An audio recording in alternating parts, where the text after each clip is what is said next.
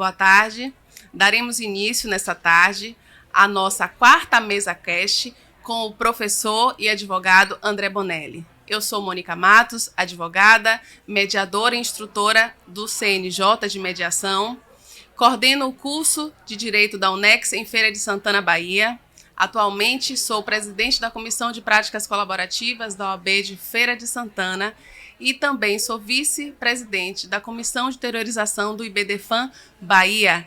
E estamos aqui no 5º Congresso Baiano e primeiro Encontro Nordestino de Direito das Famílias e Sucessões. O nosso tema da nossa mesa hoje é prova antecipada no direito das famílias. E nada e ninguém melhor para tratar dessa temática do que o nosso querido professor jurista André Bonelli.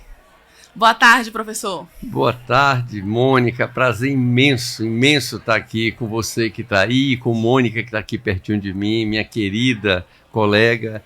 E eu estou aqui para esse bate-papo, para a gente trocar algumas ideias, para algumas informações, algumas coisas mais atuais. Enfim, tratar um pouco desse tema que é bastante interessante. Estou às suas ordens, Mônica. Bem, para quem não sabe, o professor Bonelli ele foi meu professor da graduação. Um imenso prazer estar aqui com ele hoje, nesta tarde. Bem, quando nós falamos de prova, nós estamos falando dos princípios do contraditório e da ampla defesa, né? E quando nós falamos da antecipação dessa prova, como é que fica isso, professor André? Existe ainda o contraditório? O que seria essa produção antecipada de provas? Bom, na verdade, essa produção antecipada de prova, ela nasceu mais magrinha no Código anterior. Ela era uma medida cautelar, era uma tutela de caráter acautelatório e ela servia para aquela situação em que a prova pudesse perecer, tivesse risco de perdimento do material probando. Então elas faziam um pouco que na urgência. Hoje ela é uma ação autônoma, com um regramento bem específico, bem próprio e uma abrangência mais larga. E você falou aí dessa questão da mediação, que você é uma profissional bastante dedicada à área e conhecedora, e aí a produção antecipada de prova também abre leques nessa direção da possibilidade de autocomposição. Então, hoje é sim um sistema de provas produzidas antecipadamente, que, claro, com um contraditório pleno, como qualquer procedimento deve ter. Todavia, há algumas limitações com relação ao mérito, mas isso aí a gente vai conversando ao longo do nosso bate-papo. Eu acho que se eu te perguntar agora a respeito da natureza desse tipo de demanda, dizer se é uma jurisdição voluntária, eu posso afirmar que quando eu estou com uma ação de antecipação de prova, eu estou em uma demanda de jurisdição voluntária? Olha, eu não colocaria basicamente nessa gaveta. Eu acho que é uma ação autônoma, com um procedimento específico e voltada para a discussão de questões sobre um fazimento de prova com finalidades diversas, não é? É possível, como disse há pouco, que haja um contraditório com certa restrição e, portanto, que também se exerça o direito de recorrer e que, portanto, se faça a prova com toda a minudência que a prova deve exigir. Portanto, há, nesse caso, duas partes, porque às vezes os interesses se conflitam. E se conflitam, inclusive, em relação ao fazimento ou não da prova, a legalidade ou não da prova a ser feita, a adequação ou não da prova a ser realizada, de modo que não colocaria ela como um procedimento de jurisdição voluntária. Interessante esse ponto de vista, né? Porque o contraditório ele se faz presente ainda que apenas uma parte que tem a necessidade de formar aquele arcabouço probatório, né? Sim. E como nós vivemos uma democracia, sim, né? Precisamos, exatamente, precisamos desse contraditório para que efetivamente a gente alcance a justiça. Sim, porque observe, a lei, se a gente der uma olhadinha lá no 382, ele fala, não há defesa. É como se a lei quisesse dizer mais do que deveria ter dito. Há defesa, positivamente há a defesa, sim, na ação de produção antecipada de prova, e é uma defesa de caráter processual. Por exemplo, é possível que a prova esteja sendo realizada sem observação de regras específicas para o fazimento daquele tipo de prova. É possível. Então, a parte que se sentir prejudicada em razão de uma prova mal feita, ela pode impugnar, pontuar, contestar. Pode ser também que as partes, uma delas, seja uma parte ilegítima para requerer o que pretende, a prova que pretende, portanto é uma defesa processual. Pode ser que não haja interesse na produção da prova, portanto também é uma defesa processual. Pode ser que o juiz, ao receber um requerimento para um fazimento de prova dupla, Exato. Ele indefira uma delas. E aí, ao contrário do que está lá na lei, que diz que cabe apelação pelo indeferimento total da prova, pode ser que caiba recurso pelo indeferimento parcial, porque foi indeferimento de uma das provas requeridas. Então, hoje, isso já é um consenso, tanto em sede doutrinária, como ali no aporte da jurisprudência do STJ, que é uma corte de precedentes, e o STJ já assentou entendimento também nesse sentido de que o contraditório deve ser efetivado tanto com relação à defesa processual como com relação também à questão dos recursos. Excelente. Vamos voltar um pouquinho, falando um pouco mais da parte geral de prova, porque é um assunto muito instigante, né, e necessário se falar, né? Quando a gente vai para o artigo 332 do nosso Código de Processo Civil, a gente fala que no processo são admitidos todos os meios, desde que sejam legais e moralmente, né, permitidos. Na antecipação de prova, segue o mesmo ritmo, mas trazendo isso para o direito das famílias, né, o nosso congresso maravilhoso do direito das famílias. Como é que funciona isso? Existe uma flexibilização? Eu posso falar de um princípio da ponderação? Como é que o senhor poderia trazer isso para a gente? Sim, olha, o direito de família tem sempre suas nuances, isso, não é, Mônica? Isso. Porque é um direito que o direito por si só não basta para resolver os conflitos de família. Isso já é uma premissa interessante que a gente deve respeitar. Os conflitos de família a gente tem que ter um aporte ali na psicologia, ali na assistência social, na psiquiatria e, portanto, aqui também no fazimento da prova há algumas circunstâncias que devem ser ponderadas, claro. Então, na questão do fazimento da prova, da produção antecipada de prova também, é possível que haja alguma ponderação de valores. Por exemplo, aqui me ocorreu, você perguntou aqui, eu fiquei aqui imaginando, a gente vai respondendo e construindo a resposta. E trazendo casos práticos, aí fica mais fácil. Casos práticos, né? Digamos que alguém queira, por alguma razão, tomar o depoimento pessoal, tomar o testemunho de um menor de 16, maior de 14, menor de 16. Se você vai para a letra fria do CPC, ele é incapaz de prestar um depoimento e, portanto, seria incapaz de ser testemunha. Mas é uma questão de Estado, uma questão de família, e nesse caso terá que haver uma ponderação, no sentido de que, por vezes, ele não pode ter a prestação de uma prova testemunhal, ou seja, prestando um juramento e sujeito à prática de um crime por falso testemunho ou crime contra a administração da justiça, mas ele pode prestar um depoimento como informante. E o juiz pondera e dar a esse depoimento a força que possa merecer, inclusive a força idêntica a que se fosse uma prova testemunhal, por exemplo. Perfeito. E aí eu vou pegar esse gancho e vou te fazer uma perguntinha também de aluna para professor. Existe peso nas provas? Eu posso dizer que uma prova tem um maior peso de convencimento do magistrado do que outra? Existe sim diferença entre as provas, mas a diferença não vem por essa questão propriamente do peso. Essa diferença, Mônica, vem da adequação, essa é uma questão importante que a gente vai verificar, e também do outro aspecto da economia de dinheiro, economia processual, do que você vai gastar com o fazimento da prova, e de time, de tempo. Então, às vezes uma prova é mais adequada do que outra, de um lado também por um terceiro elemento, especificidade. Eu vou me explicar, tá? Por favor. Então vamos lá. Às vezes, se eu já tenho um depoimento pessoal que antecede a testemunha, o CPC diz, olha, se você já tem um depoimento pessoal, é dispensável, pode ser dispensada a prova testemunhal. Não porque o depoimento pessoal seja mais importante, é porque me economiza tempo numa audiência. Quantas vezes, uma vez um juiz me disse assim, olha, Bonelli, eu até gosto de fazer audiência, mas tem hora que eu fico impaciente, porque são muitas testemunhas e os advogados fazem coisas que se repetem e eu tenho que respeitá-los, etc. Então veja, quando o CPC diz que quando você tem o depoimento pessoal é dispensável a testemunha, não é porque o depoimento pessoal valha mais, é porque isso pode economizar tempo num processo. Quando o CPC diz que uma prova já realizada via documento pode ser dispensada a testemunha, não é porque o documento é superior à testemunha. Há casos específicos que o documento é a única prova, mas não me refiro a isso. Me refiro a um vídeo, etc., e testemunhas que possam reproduzir perante o juiz, em seus depoimentos, o mesmo que o vídeo põe. Mas ele pode dispensar as testemunhas porque o vídeo já foi visto por todos em sala. Houve até uma confissão, vamos dizer assim, né? Pois é, e ele ali verifica que a prova já está feita. Portanto, às vezes é uma questão de economia de tempo. Eu também falei que pode ser uma questão de adequação.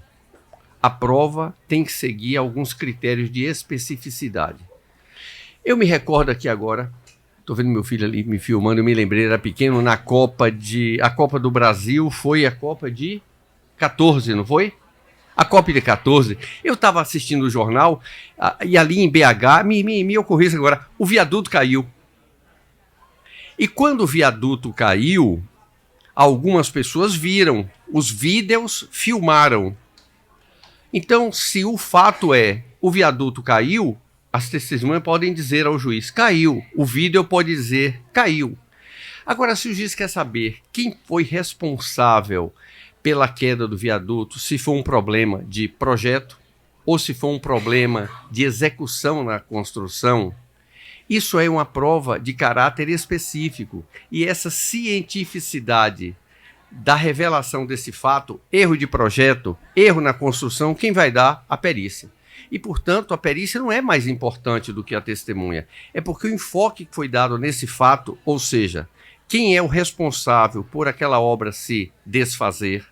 Para saber isso, eu preciso ver, por exemplo, a composição, a tensão de vergalhões, a composição de aço, de concreto, a tensão de cimento, a dilatação de materiais, a questão da profundidade e tal. Isso, testemunha não diz. Vídeo, isso também não diz. Quem vai dizer o perito. É como se estivesse falando efetivamente de etapas, né? Sim. O que é que verdadeiramente vai funcionar para trazer aquela realidade. Porque a prova tem por o objetivo, né? Sim. Não só persuadir o juiz, mas fundamentar a decisão dele, né? Porque se você observar, o que é a prova, né? A gente poderia dizer, para uma criança fora do direito, você chegar numa escolinha fundamental, perguntar o que é a prova, vai dizer, olha, a prova é o seguinte. A prova é um veículo que traz para o juiz algo que aconteceu num tempo qualquer, num local qualquer, que não é a mesa, a tela do computador dele. Isso é a prova.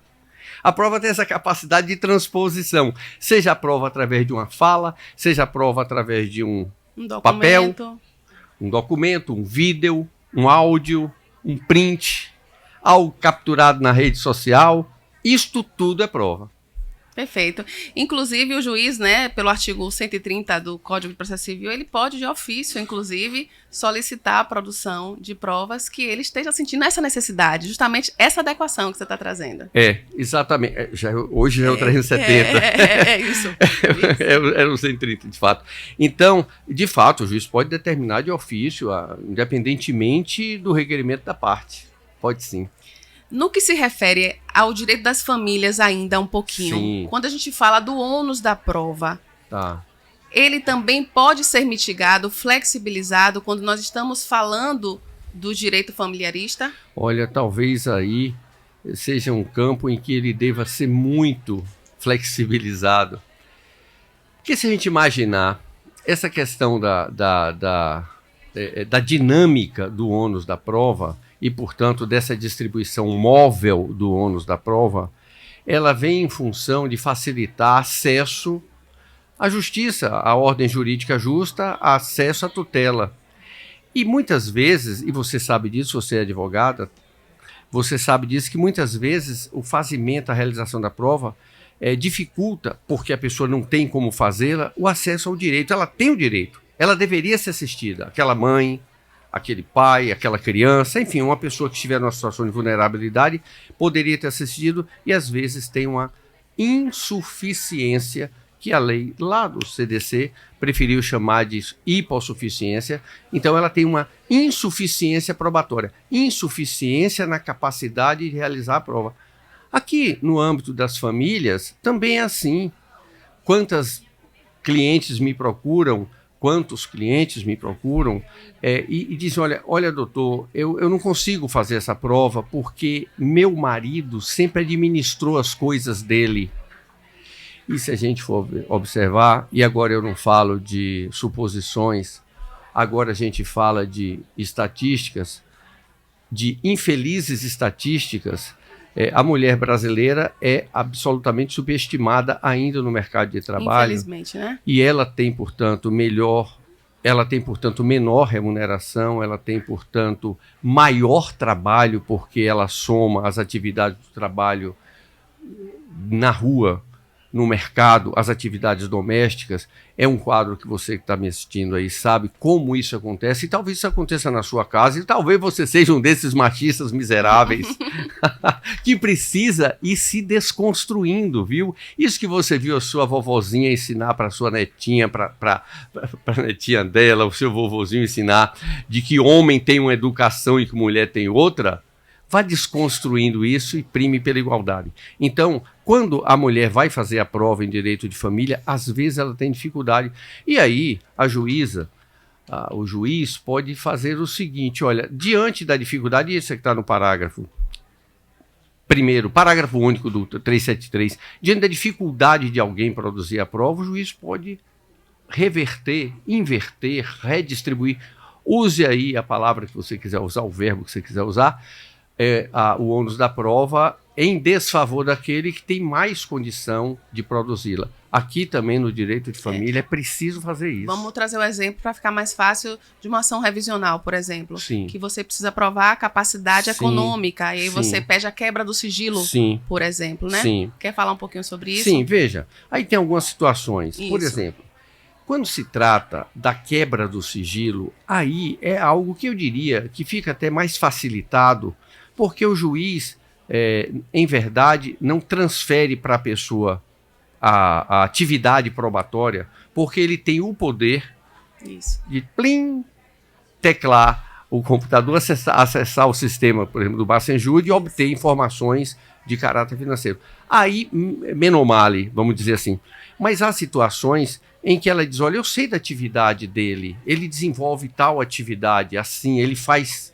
ele realiza tais atos no comércio aqui no interior, aqui em Feira de Santana, ou em Barreiras, onde quer que seja, e eu sei disso, agora eu não sei como ele faz, eu só sei que ele tem uma renda que já me disse, que já falou algumas vezes, de tantos R$1.000 por mês. Aí o juiz pode inverter o ônus da prova, ela que teria que provar que ele tem essa renda. Ela que está alegando. Ela que está alegando. Aí ele pode dizer, olha, prove, traga a prova, não desdiga, não diga em contrário, mas traga a prova de que os seus vencimentos não são nessa linha de remuneração ou de percepção monetária. E, portanto, isso favorece ao direito de quem tem, porque, na verdade, e aí é uma coisa interessante também, Mônica, porque, na verdade, ela faz isso, mas não faz por si apenas, mas faz, muitas vezes, faz pelos filhos. Então é muito importante que aqui também se respeite essa regra. Eu vou trazer de novo para ação antecipada de produção de prova, tá certo? Uhum. Falando sobre o julgamento do mérito, o que a gente estava falando um pouquinho antes de começar, né? Numa ação de antecipação de prova, qual é o papel efetivo do magistrado? Ele pode realmente julgar se aquela prova tem uma força persuasiva ou não? Como é? Ele forma o arcabouço? Traz isso pra gente aqui um pouquinho. Tá. Qual o papel do juiz numa antecipação de prova? Fazer a prova. Permitir que a prova seja feita. Proporcionar meios para que a prova seja feita. E feita com um regramento específico que é daquele tipo de prova. Se for oitiva de testemunha, ele deve observar todo o regramento que um oitiva de testemunha pode ensejar. Deve possibilitar, portanto, a contradita, que seria a contestação da condição de testemunha. Ele pode permitir, portanto, que perguntas sejam feitas e que perguntas sejam canceladas, sejam indeferidas, porque são impertinentes, porque são não tem relação, eu ia falar desrelacionada, por inventar uma palavra, que não tem uma relação com o fato probando.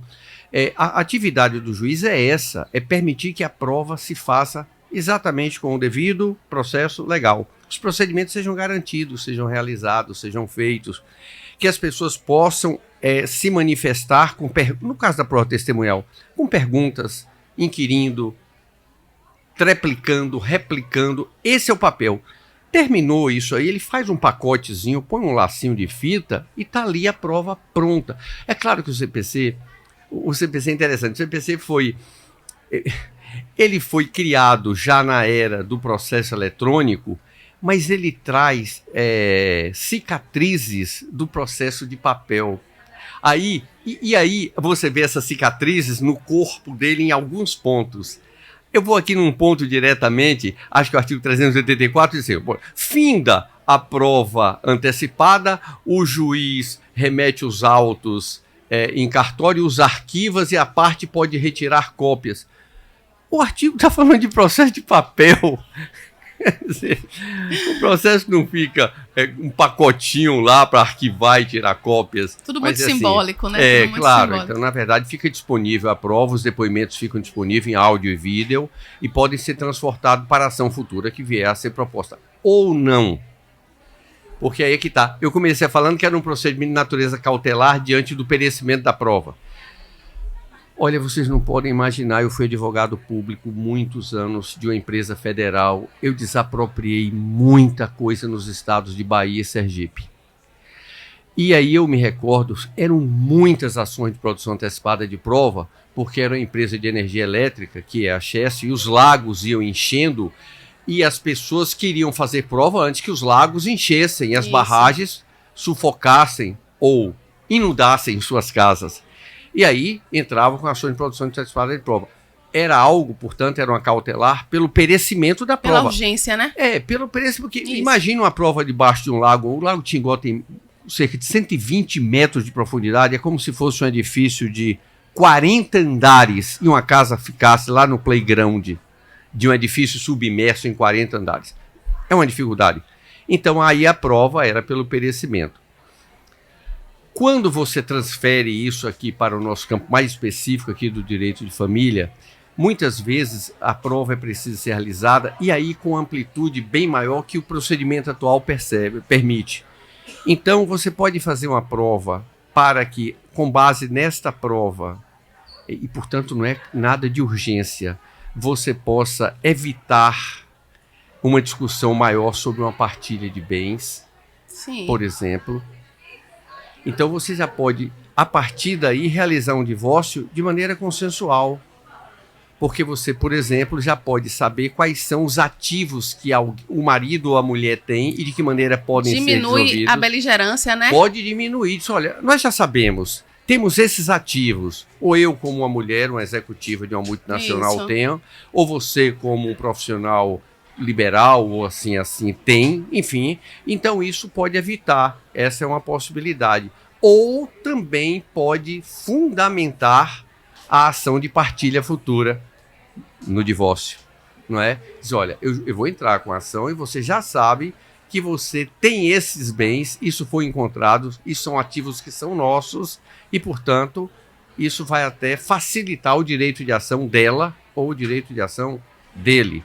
Isso tem um visto na clínica da gente. E por isso que a gente traz, né, a ideia da mediação e da negociação, da utilização de outros métodos autocompositivos, porque você já de posse desse arcabouço probatório, você consegue sentar numa mesa, negociando de boa fé, trazendo a questão fática real e dizendo, olha, nós temos esse, o direito posto é esse. Isso. Podemos fazer assim, mas também podemos recorrer ao judiciário, que vai demorar muito mais tempo, vai ser muito mais custoso. Exatamente. E tudo que nós já conhecemos, não é isso, professor? Olha, interessante quando você fala isso. Eu sempre digo, se as pessoas refletissem com mais frieza, e isso não acontece muito quando a gente fala de desamores. Vamos usar uma palavra também, sensatez, ótimo, né? Mas veja, Sensatez seria ainda uma evolução sobre o que eu queria falar. É mais apropriado falar sensatez. Mas quando eu falo de perdas, de dores, de rancores, a sensatez, coitadinha, ela corre dessas outras palavras. E aí as pessoas ficam litigando de uma forma acentuada e às vezes desnecessária. Para quem está de fora, pelo menos pensa assim.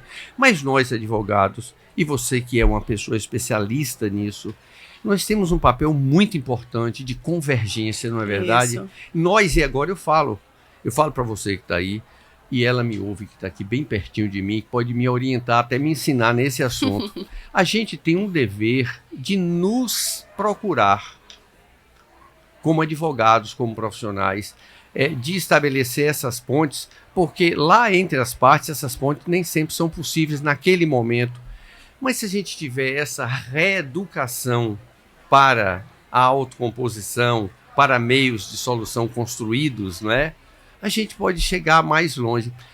Olha, a propósito disso, o CPC, é claro, não podia tratar do princípio da afastabilidade, porque a Constituição rege o judiciário brasileiro pelo princípio da inafastabilidade. Isso. Eu não posso tirar do Poder Judiciário receio ou a materialização de um dano ou do cometimento de um ilícito. Ok.